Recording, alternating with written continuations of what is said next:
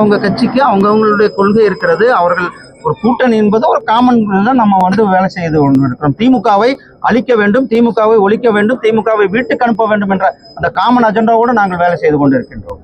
கடவுள் முருகன் தமிழக முதல்வர் மு.க.ஸ்டாலினுடன் இருக்காருன்னு சொல்லி இந்து சமய அறநிலைத்துறை அமைச்சர் சேகர் பாபு சொல்றாரு சார். அது ஸ்டாலின் சொல்லுங்க. ஸ்டாலின் சொல்ல வேண்டியது. முருகன் என் கூட இருக்காரு, நான் முருகன் கோயிலுக்கு போறேன், முருக பக்தர்கள்ட்ட நான் மன்னிப்பு கேட்டுக்கிறேன், திரும்புறவங்கன்றதுல நான் மிகப்பெரிய ஒரு அநீதி இளைவிச்சிட்டேன், அதுக்காக நான் இப்போ முருகர்கிட்ட மன்னிப்பு கேட்டுக்கிறேன் அப்படின்ட்டு இங்க மொட்டை அடிக்க சொல்லுங்க. மொட்டை கூட அடிக்க வேணாம், சாமி கும்பிட்டு போக சொல்லுங்க.